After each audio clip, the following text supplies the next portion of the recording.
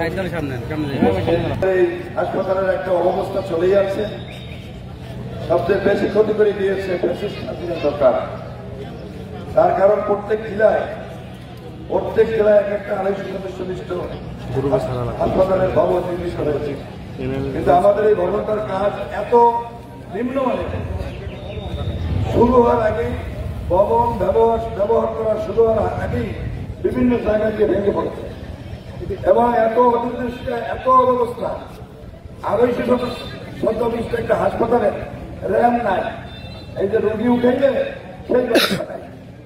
আপনার শুধু আপনার প্রথম দিক দিয়ে আপনার যে লিফট করছিল, লিফট এবং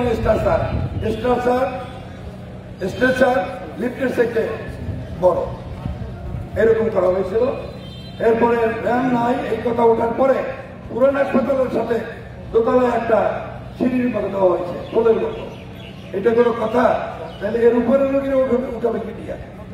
অত্যন্ত একেবারে অসুস্থ রোগীকে উপরতলায় উঠে থেকে র্যামের দরকার, যাতে তার কোনো কষ্ট না লাগে। এই হইল আওয়ামী লীগ সরকারের চিহ্ন।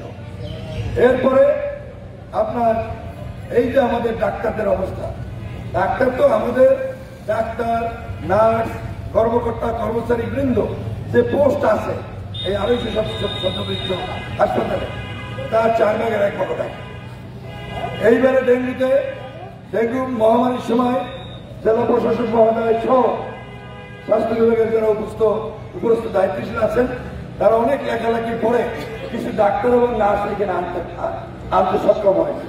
কিন্তু দেখা হইতেছে যে ডাক্তাররা আসছেন তারা এখানে ডিউটি পালন করে না, সপ্তাহে থাকে আর 6 দিন থাকে বাইরে।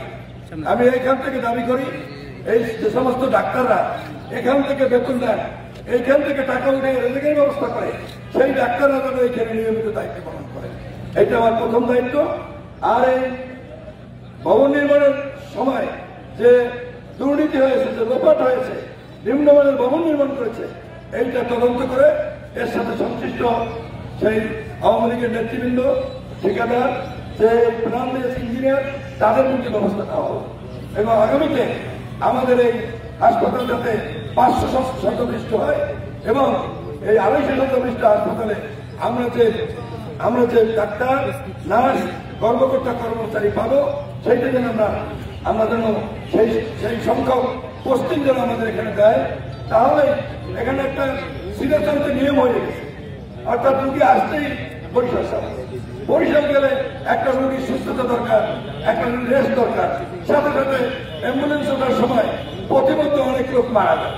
তার কারণ এখানে ডাক্তার নাই, প্রয়োজনীয় সংখ্যক নার্স নাই, এজন্য তারা সঠিকভাবে ইনস্ট্রুমেন্টস নাই, এই কারণে তারা এখানে রুগী রাখেন না, যার জন্য প্রতিমধ্যে অনেক রুগী মারা যায়।